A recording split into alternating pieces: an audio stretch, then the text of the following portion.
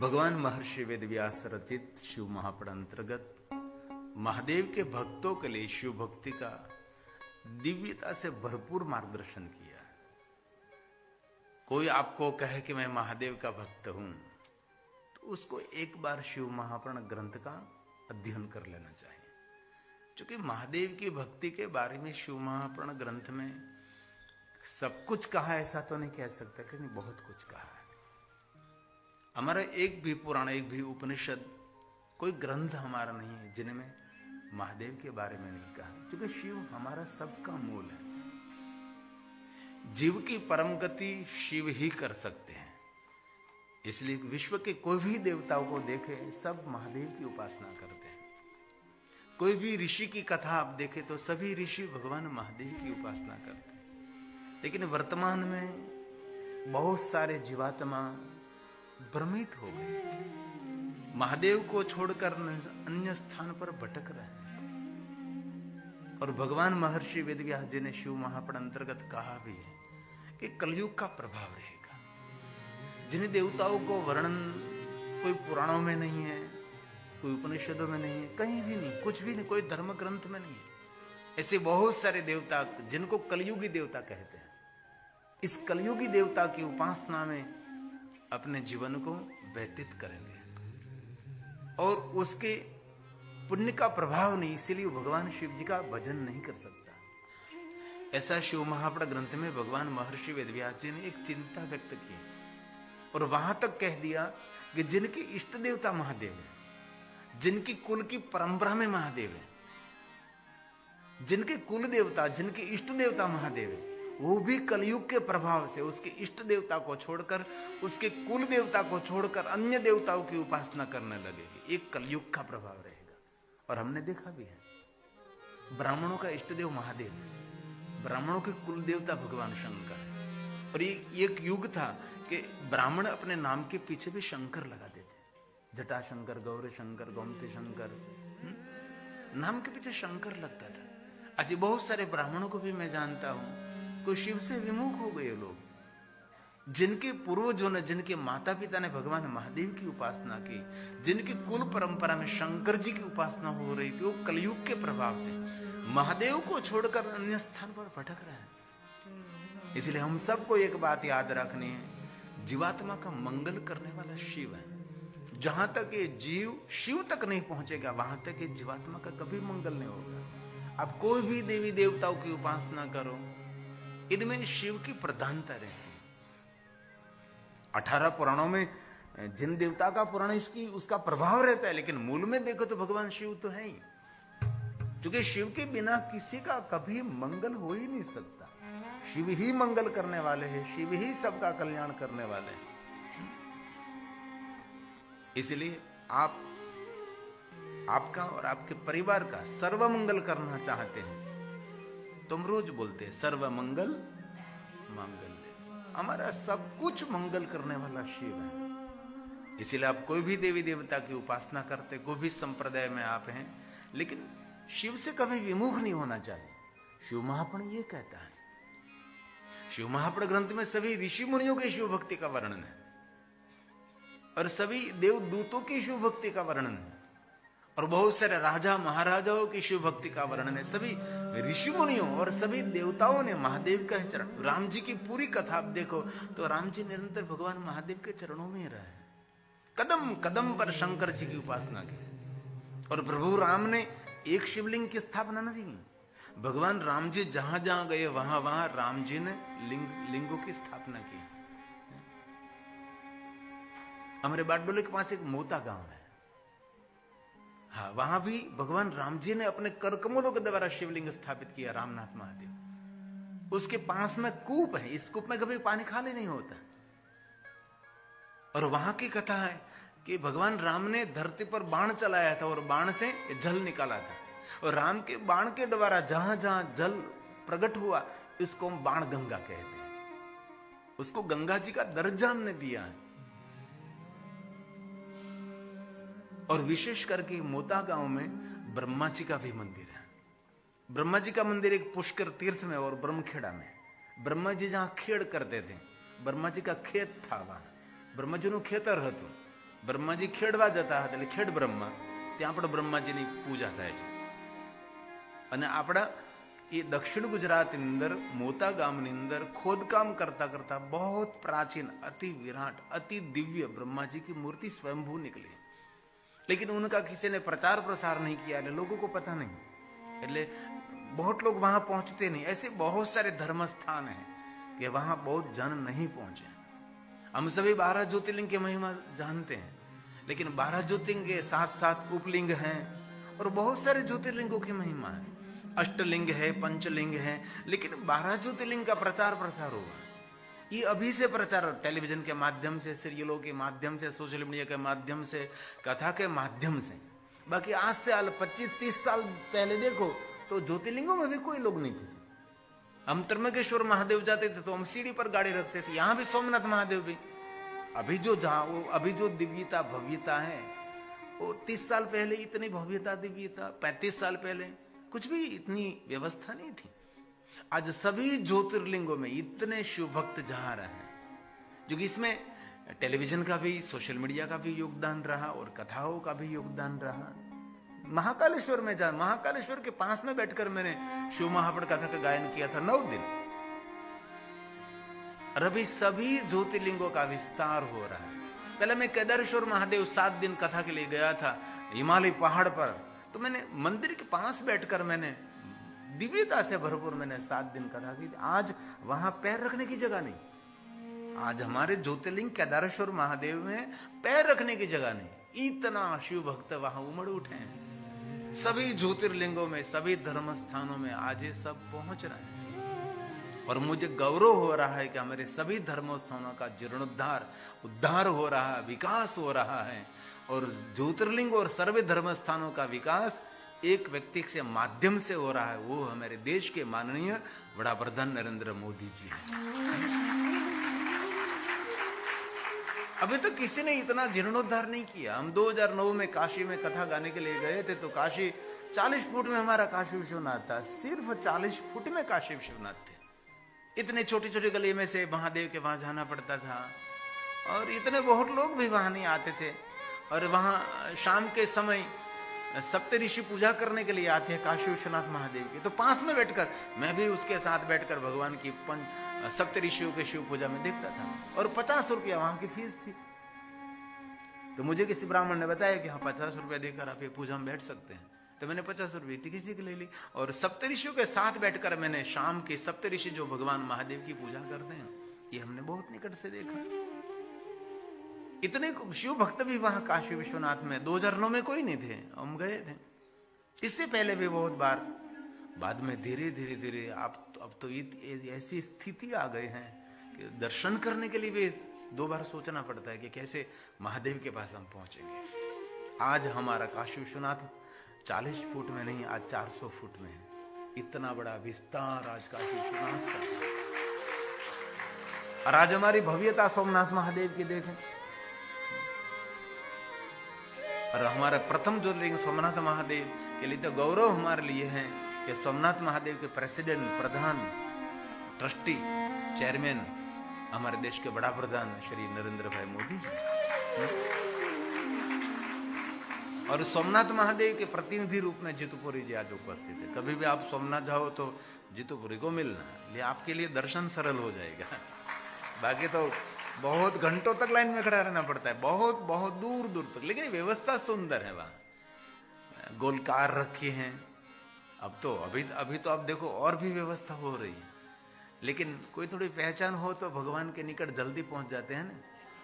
भगवान के निकट पहुंचने के लिए वहां भगवान के आसपास रहने वाले के लिए साथ पहचान हो जाए. इसलिए भगवान तक पहुंचने के लिए सदगुरु के पास भी पहचान होनी चाहिए, जो कि एक सेतु है, वहां पहुंचा देते हैं. इसलिए तीर्थों में हमारे पहचान होनी चाहिए. सरलता हो जाती है, कोई रोक टोक नहीं होती, कोई थोड़ा कुछ समय भी बचे, बहुत कुछ होता है.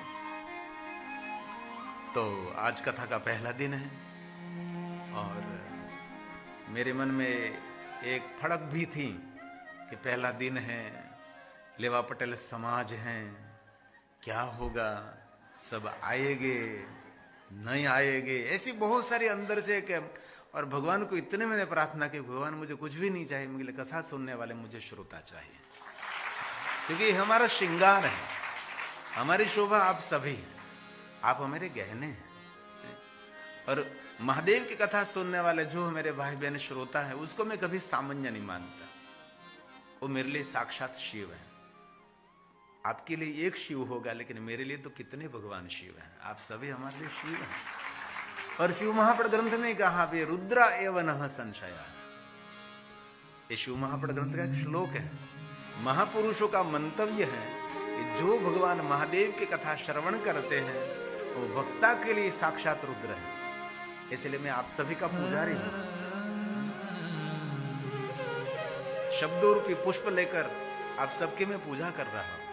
इसलिए मैं ऊंचे आसन पर बैठा हूं ऐसा नहीं समझना, क्योंकि पुजारी पूजा करता है तब बाजोट पर बैठ के करता है ना, ऊपर ही बैठ कर बाजोट पर बैठकर आसन पर बैठकर ही पूजा करता है। इसलिए वक्ता श्रेष्ठ नहीं है, श्रोता श्रेष्ठ है। इसलिए शिव महापड़ ग्रंथ में कहा जो जो भाई बहन वडिल कथा श्रवण करते हैं वो साक्षात रुद्र तुल्य है। हम देखो तो બધા જ્યોતિર્લિંગ જેવા જ દેખાય મને, કોઈ જ્યોતિર્લિંગ ચમકે છે, કોઈ જ્યોતિર્લિંગને જે ભગવાનની કૃપા છે। આ દેશમાં ખબર નહીં, ભાઈઓના તો વાળવીઓ જાય પણ બહેનો ટકલી થઈ જાય છે। આ દેશમાં પાણીમાં શું છે ખબર નહીં, બહેનોની માથાના વાળવિયા છે, બોલો મેં જોયું છે। અમારે ઘરે ઉતારો હતો તો એ બેન એટલા સરસ વાળ, તો મને ખૂબ રાજી હતો, તમે બહુ સારું કે બેન, આ દેશમાં એટલા બધા વાળ, પણ એ બેને બતાવ્યું નહીં, મને કહ્યું નહીં। પછી એ તો એક દિવસ એ પતિ પત્ની ઝઘડ્યા એટલે ઓલા ભાઈએ વાળ પકડ્યા, એટલે વાળ ભાઈના હાથમાં આવી ગયા। બાદમાં તો ચમકતા રહે ચાંદ। એટલે આપ સૌ મારા માટે જ્યોતિર્લિંગ છો। આ શિવ મહાપડ ગ્રંથનો શ્લોક છે, હું કલ્પિત વાત નથી કરતો। જે ભગવાન મહાદેવની કથા સાંભળે છે સાક્ષાત રુદ્ર તુલ્ય છે। વચ્ચેથી શ્લોક ઉઠાવું છું, હજી તો શિવ મહાપડ કથા કરવાનો પ્રારંભ નથી કર્યો, પણ વચ્ચેથી એક શ્લોક તમને કહું કે કથા સાંભળનાર કેટલા મહાન છે। ये शृण्वन्ति मुनिषेवम्, हे श्रेष्ठ महात्माओं, आप भगवान महादेव की कथा का श्रवण कर रहे हैं। ये शृण्वन्ति मुनिषेवम्, पुराणं शास्त्रमुत्तमम्, ते मनुष्यान् मन्तव्यम्, रुद्रायैव संशय। वो साक्षात रुद्र है, रुद्रायैव संशय। इसमें कोई संशय ही नहीं है, वो साक्षात रुद्र तुल्य है। इसलिए कथा संभलनार भाइयों बहनों वडिलों, आप सभी रुद्र तुल्य हैं, क्योंकि रुद्र तुल्य है। और शिव महापड़ ग्रंथ में तो कहा भी है, जब मनुष्य के जीवन में देवत्व प्रवेश करता है तब उनको महादेव की भक्ति मिलती है। जहां तक आपके हृदय में देवत्व प्रवेश नहीं करेगा वहां तक उनके हृदय में महादेव की भक्ति कभी अंकुरित ही नहीं होती। महादेव की भक्ति तब अंकुरित रहती है आपके हृदय में देवत्व प्रकट हुआ है। और शिव महापड़ ग्रंथ में कहा भी है, जो भगवान महादेव के भक्त हो साक्षात देवतुल्य है।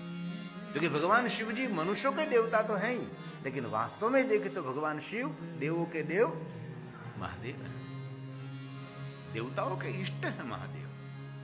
इसलिए हम सब साथ में मिलकर भगवान महादेव को बहुत आदर के साथ याद करेंगे और शिव जी के बारे में हम सब श्रवण करने का प्रयास करेंगे। इसलिए आज कथा का पहला दिन है, तो शिव महापड़ भगवान को प्रथम प्रणाम करेंगे। हम किस ग्रंथ का सेवन करना है, श्रवण करना है, इस कथा का श्रवण करने मात्र से हमारी मानसिकता स्थिर रहती है। आज सभी लोगों की मानसिकता स्थिर नहीं, अस्थिर है। सभी मन से बहुत विचलित हैं, ज्यादातर लोग विचलित हैं। उसके चेहरे से पता लग जाता है ये कितना विचलित है। इसलिए 2 घंटे 3 घंटे आपकी मानसिकता भगवान को सौंप दीजिए। अभी प्रसन्न मुख मुद्रा से बैठे, आप सुरक्षित हैं और आप भगवान महादेव के चरणों में हैं। और महादेव जिनका भजन करते हैं ऐसे भगवान राम जी के चरणों में हम बैठे हैं। प्रभु राम के चरणों में हम उपस्थित हैं, इसलिए एकदम मन को प्रफुल्लित आह्लादित रखकर भगवान की कथा का श्रवण करें। कहीं भाइयों का नाम होता है प्रफुल्ल भाई, लेकिन प्रफुल्लित नहीं रहता वो। हमारे प्रफुल्ला बहन है, लेकिन वो तो जब देखता हो तब प्रफुल्लित ही रहते हैं। उनके घर में 7 दिन रहा, मुझे पता।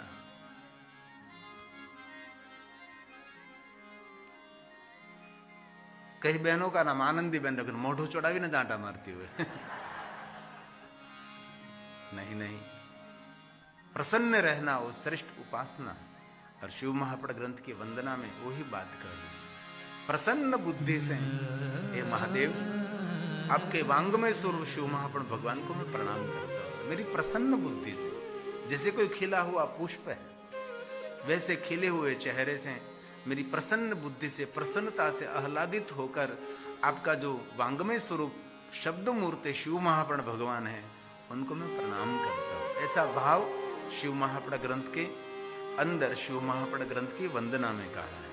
और जो कोई मनुष्य आदर के साथ, भक्ति के साथ शिव महापड़ भगवान को प्रणाम करते हैं, नमस्कुर्या दूरता सर्वदेवार्चनम फलम च, विश्व में जितने देवी देवता हैं सभी देवी देवताओं की पूजा अर्चन का फल शिव महापड़ भगवान को प्रणाम करने मात्र से मिलता है। इसलिए आपके घर में जो ग्रंथ है तो पाठ करो तो धन्य है, लेकिन आपसे इस ग्रंथ का पारण न हो सके तो कम से कम प्रणाम करें।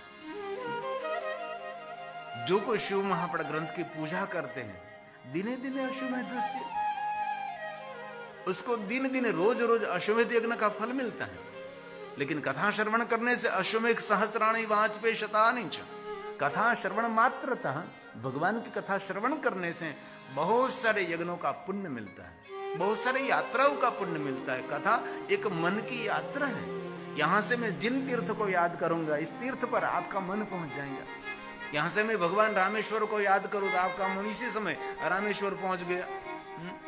रामेश्वर का सुंदर शिखर, सुंदर रामेश्वर महादेव का दर्शन आपको होने लगता है मन से। यहां से मैं बोलूं हिमालय पहाड़ में 4 धाम तो आपका मन 4 धाम में पहुंच जाएगा।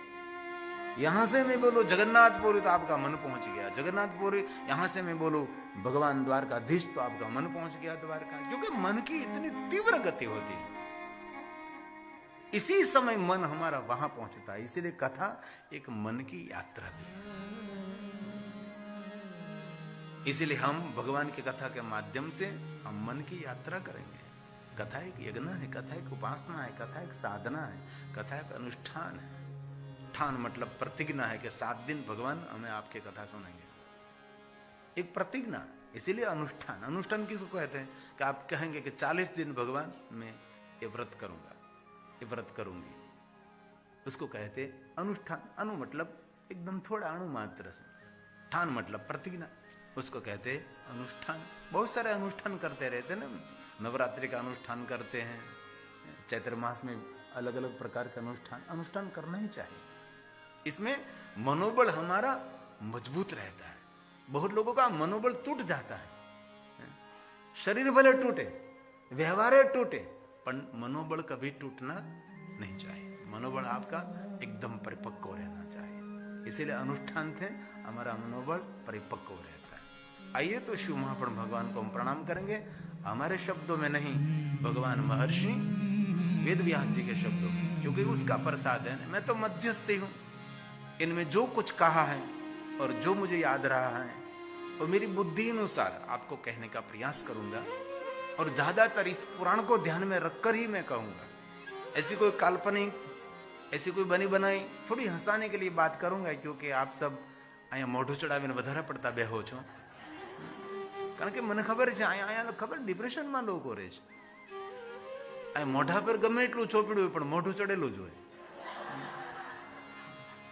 કારણ કે મેં જોયું આના લોકો બારી દરવાજા બધું બંધ રાખે એટલે અંદર પૂરતું ઓક્સિજન ન મળે, પ્રાણવાયુ પૂરો ન મળે, પ્રાણવાયુ ન મળે એટલે માણસનો ચહેરો એકદમ નીચ તેજ રહે, તેજહીન રહે। હવે તો અહીં ઠંડી તમારે નથી પડતી, તો અહીં તો થોડું થોડું સારું લાગ્યું અમને, બાકી અમે સાઉથ હોલમાં એ કથા કરે, એટલી ગરમી પડતી હતી. મેં કીધું આપણે તો ભારતમાં હતા તો પાટલું ને આવ્યા તો પાટલું નજર્યું. મેં કીધું આપણે તો કઈ હળકું થયું જ નહીં. ત્યાં ગરમી હતી ને અમે તો, હું તો 2-3 કોટ લઈને આવ્યો. બોલો, મેં કીધું આ દિવસે પહેરવાનું, આ રાતે પહેરવાનું, આ કથામાં પહેરવાનું, એક કોટ જ કામમાં નહીં આવ્યો. પણ એવું લાગે છે કે અહીંયા તમારે સારું છે, થોડુંક ઠંડી છે, અહીંયા ઘણું ઠંડુ વાતાવરણ, સારું લાગ્યું, હાશકારો થયો. પણ અમારા લાયક ઠંડી પડે એવી ભગવાનને પ્રાર્થના, વધી ન જાય પાછું પ્રમાણ. तो आइए भाव से और आदर के साथ वंदे शिव पुराणं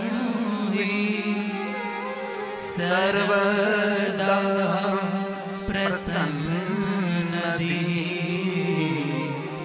शिव प्रसन्नताम्यया दद्यात् स्वपदयो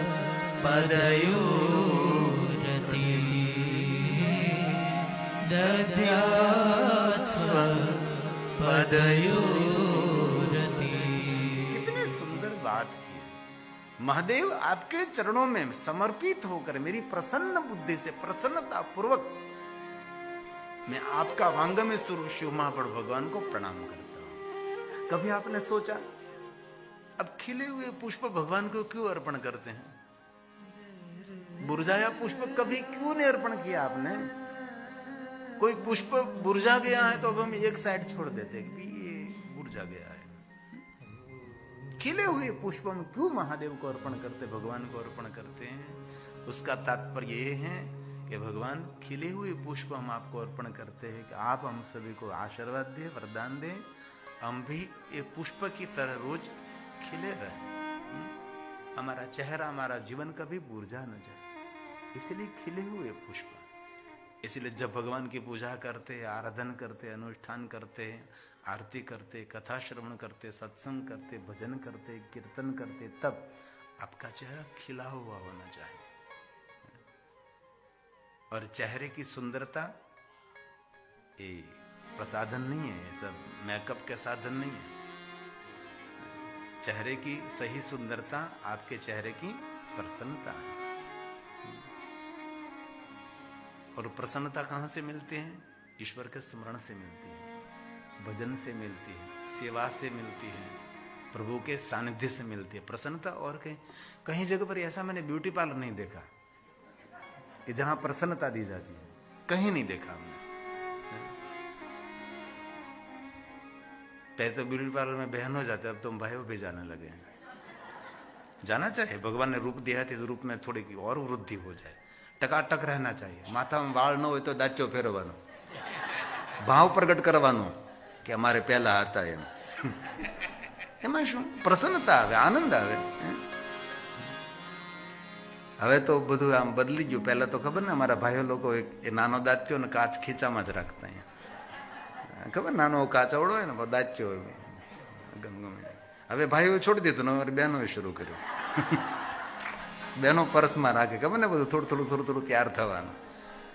એટલે સુંદર રીતે તૈયાર રહેવાનું, એવું નહીં કે સંકોચ નહીં અનુભવવાનું. ભગવાને સુંદર શરીર આપ્યું છે. સાધન ધામ મોક્ષ કર દ્વારા પાયન જેહી પરલોક સવારા. પરલોક સુધી પહોંચવા માટેનું કોઈ શ્રેષ્ઠ સાધન હોય તો એ છે આપણને આપેલું ભગવાનને શરીર. હે ને? બીજી વાત કહું, જીવન જીવવાનું શ્રેષ્ઠ કોઈ સુખરૂપ સાધન હોય તો આરોગ્ય સે ભરેલું શરીર. આજે લોકો ધન કમાવા પોતાના આરોગ્યને જોખમમાં મૂકી દે છે. સીધી જ વાત છે. જીવન જીવવા માટે ધન, સંપત્તિ, વૈભવ, જમીન, જાગીર, ફર્નિચર બધું આવશ્યક છે. પણ જીવન જીવવા માટે શ્રેષ્ઠ કોઈ જો આવશ્યક હોય તો આપણું આરોગ્ય છે. જેની પાસે આરોગ્ય છે એ માણસ ઝૂંપડામાં રહેતો હોય તો ઝૂંપડું તેને રાજમહેલ જેવું લાગે. પણ જેની પાસે આરોગ્ય નથી એ માણસ રાજમહેલમાં રહેતો હોય તો પણ તેને નર્ક જેવું લાગે. તેથી આરોગ્યનું ખૂબ ધ્યાન રાખવું. આ કથા પૂર્ણ થયા પછી જમવાનું છે તો સારું. તો આરોગ્યને ધ્યાનમાં રાખીને જમવાનું. સાંજનું ભોજન આપણું કેવું હોવું જોઈએ ને આપણી જઠરાગ્નિને ધ્યાનમાં રાખવાની છે. અને કથા પૂર્ણ થયા પછી ભોજન એવું જ બનાવવું કે વડીલોને ધ્યાનમાં રાખીને ભોજન બનાવવું. કારણ કે જાજે ભાગે મારા ભાગમાં મારા જેવડા જ આવે. અહીં તો આ ઇંગ્લેન્ડની ધરતી એટલે છોકરાઓ તો ઓછા હોય, યુવાન ભાઈઓ બહેનોને સમય ન હોય, નોકરી હોય, જોબ હોય એટલે કોઈને જવાબ દેવાનો સમય ન હોય એની પાસે. તેથી અહીંયા થોડા આમ ઢળતી ઉંમરના માણસો, 40 ઉપરના, 45 ઉપરના, 50 ઉપરના, 60 ઉપરના બધા જ ભાઈઓ બહેનો કથા સાંભળતા હોય છે. અમારે ભારતમાં બહુ સારું, જેટલા યુવાન ભાઈઓ બહેનો હોય, જેટલા મોટી ઉંમરના દાદા દાદીઓ, એટલા જ અમારા યુવાન ભાઈઓ બહેનો કથા ભારતમાં સાંભળતા હોય છે. અને ત્યાંની એક વ્યવસ્થા, સુરક્ષા, એક સેટઅપ હોય છે અમારું. અહીંયા અમારે સેટ થવું પડે. આવું કે ભારતમાં ભાડું તમે જેને સંસદ સભા મળી હોય એમ બેઠા હોય, લોકસભામાં બેઠા હોય, ત્યાં એક વ્યવસ્થા હોય છે. અને ખરેખર કથા કરવાની મજા ત્યાં જ આવે. પણ આ તો ત્યાં હું વરસાદ પડે એટલે પછી અહીંયા પોગી જાય. અમને ચોમાસું એટલે મોટા મોટા મંડપ ન થાય, મોટા સ્ટેજ ન બને, વ્યવસ્થા ન જળવાય. કારણ કે હજારોની સંખ્યામાં ભાઈઓ બહેનો વડીલો કથાનું શ્રવણ કરતા હોય તો વ્યવસ્થા ખોરવાય થોડી જાય. છેલ્લી મૂંગેલી છત્તીસગઢમાં મેં કથા કરી, એમાં પણ વચ્ચે વચ્ચે વરસાદ આવતો હતો, પણ આટલી સુંદર સુરક્ષા હતી કે વરસાદ ગમે એટલો બહાર પડે પણ અંદર પાણી નહીં આવતું હતું. અને યાર્ડમાં કથા રાખી હતી, પીઠમાં, ઓલી દાણા પીઠ આવે ને, હા, યાર્ડમાં કથા હતી. એટલે અહીંયા શેડ તો બધા તૈયાર હોય, થોડી ઘણી સુરક્ષા કરી. કારણ કે વરસાદની મોસમ હતી. મેં તેને ના પાડે કે ભાઈ તું ડિસેમ્બરમાં કે જાન્યુઆરીમાં કરતો, વરસાદ ન હોય તો કથા કરવાની મજા આવે, એક માહોલ રહે. પેલો વરસાદ આવે એટલે જરીક બધું અવાજ થાય, લાઇટ જતી રહે, ઘણી બધું ડિસ્ટર્બ તો થવાનું જ ને. એટલે ત્યાં વરસાદ શરૂ થાય એટલે અમે અહીંયા વિદેશોમાં આવતા રહીએ અને તમારી સામે અમે કાલાવાલા કરીએ, અમે મજા કરીએ. આ તો મેં હર્ષને કીધું હતું, મેં ભાઈ આપણે કોઈ યુટ્યુબમાં, કોઈ ચેનલમાં કે આપણી સદવિદ્યા ચેનલમાં આપણે લાઈવ પ્રસારણ નથી કરવું. કારણ કે લાઈવ પ્રસારણ હોય ને તો હું થાય, થોડો ડર રહે, કાંઈ બોલવામાં ભૂલ થઈ ગઈ, કાંઈ બોલાઈ ગયું તો સોશિયલ મીડિયા વિવાદ ઊભો થાય. અને જો સામે કેમેરો ન હોય તો કથા કરવાની મજા બહુ આવે, કારણ કે ડર નહીં ને કોઈ. અને અહીં તો ભારતમાં ડર લાગે, પણ અહીં તો તમારી પાસે તો કાંઈ ડર જ નહીં અમને, કારણ કે તમે જ મોટો ડર. એટલે ખુલીને કથા કરવાની મજા આવે. પણ હવે આ ગિરિબાપુ ઓફિશિયલ યુટ્યુબ ચેનલમાં લાઈવ પ્રસારણ થઈ રહ્યું છે. અમારે ગુજરાતની અમારી ચેનલ સદવિદ્યા ચેનલમાં પણ પ્રસારિત થઈ રહી છે. એટલે હજારો લાખો શિવભક્ત શિવ મહાપણ કથાનું શ્રવણ કરતા હોય છે. તો હું એ કહેતો હતો આપને કે આરોગ્ય છે એ મોટામાં મોટું ધન છે. તો પહેલે દિવસે આપ સૌને, જો કે આપ સૌ તો ડાયા માણસો છો, ભણેલા ગણેલા માણસો છો, તમને તો ન જ કહેવાનું હોય, પણ થોડું કહું કે આરોગ્ય છે તો બધું છે. અમારે છે ને ગુજરાતમાં કોઈ અંગ્રેજી બોલતા હોય ને તો એનો માભો પડે, અમે એનો વટ પડે કે અંગ્રેજી બોલે છે. પછી હું કાનમાં એને કહી દઉં, મેં ઇંગ્લેન્ડમાં ગાંડાઓ અંગ્રેજી બોલે છો, અહીંયા ગાંડો હોય એ અંગ્રેજીમાં ભીખ માગતો હોય, કારણ કે આની ભાષા છે. મેં કીધું બહુ અવાજ નહીં કરવાનો, ધીમેકથી કહેવાનું ને કે તને અંગ્રેજી આવડે એટલે તું ઊંચો ઊંચો હાલમાં. અમારી ઇંગ્લેન્ડમાં જઈને ત્યાં ગાંડા હોય ને એ અંગ્રેજી બોલે છે. મેં કીધું એટલે અંગ્રેજી આવડવું બહુ સારી વાત છે. તો અમને તો નથી આવડતું, આમાંથી અમારા ભાઈ સુરેશભાઈને આવડે છે, આ બધા ભાઈઓનો થોડું થોડું, બધાને અમને થોડું થોડું આવડે. એટલે બધું ભેગું કરી ઇમિગ્રેશન સમજાવીએ, કારણ કે એને સમજાવો તો પડે જ, તમે હું લેવા જાય છે.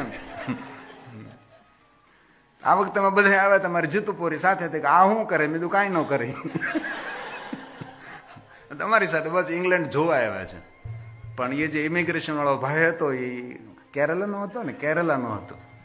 એટલે અમારું સરળતાથી કામ થઈ ગયું અને અમને સાથે આમ આવવા દીધા. કારણ કે ઇમિગ્રેશન પાર કરીએ પછી જ ઇંગ્લેન્ડ આવે ને. કોઈ પણ દેશમાં જાઓ, ઇમિગ્રેશન પાસ કરો પછી તમે એ દેશમાં પહોંચ્યા કહેવાય. જ્યાં સુધી ઇમિગ્રેશન પાસ ન થાય ત્યાં સુધી તમે તમારા ઘરે જ છો. એ આપણને પાછા વિમાનમાં બેસાડી શકે છે. પણ ભગવાનની કૃપાથી ને તમારા સૌના આશીર્વાદથી હેમખેમ ઇંગ્લેન્ડમાં અમે આવી ગયા અને તમારી સામે ભગવાનની કથા અમે કહેવા લાગ્યા છે. સુંદર એક નાનકડી ધૂન સંભળાવું તમને, મસ્ત મસ્ત મજા આવશે તમને. એક મિનિટ, જે પહેલી આવે ને સંભળાવ. हेलो भक्तों, राधे राधे, हर हर महादेव। तो कैसे हैं आप सब? आई होप आप सब अच्छे होंगे। महादेव की कृपा आप सब पर बनी रहे। जो भी संकट आप पे आए, पहले महादेव जी उस संकट को हर ले। तो भक्तों, कैसी लगी आपको आज की ये शिव कथा? अगर आपको ये शिव कथा पसंद आई तो हमारे चैनल डिस्कवरी ऑफ धर्मा को सब्सक्राइब जरूर कीजिएगा। तो भक्तों, आज की कथा में गुरुजी ने बताया है कि कलयुग में क्यों शिव पूजा में कुछ भक्तों का मन क्यों नहीं लगता, उनका मन क्यों शिव पूजा से हटता जा रहा है। तो भक्तों कैसी लगी आपको आज की ये कथा? गुरुजी ने इस कथा में इसका उपाय बताया है कि कलयुग में शिव पूजा का मन क्यों नहीं लगता है और इसमें सिर्फ हमारी क्या गलती रहती है। तो भक्तों, आपने इस कथा का श्रवण पूरा अवश्य किया होगा। तो भक्तों, कैसी लगी आपको आज की ये कथा? कमेंट बॉक्स में ज़रूर बताएं और कमेंट बॉक्स में हर हर महादेव लिखना ना भूलें। मिलते हैं एक अगली नई कथा के साथ। जब तक हमारे चैनल से जुड़े रहिए और ऐसे ही कथाएं सुनने के लिए हमारे चैनल को सब्सक्राइब जरूर कीजिएगा और कथा पसंद आई हो तो वीडियो को लाइक ज़रूर कीजिएगा। मिलते हैं एक अगली नई कथा के साथ। राधे राधे, हर हर महादेव।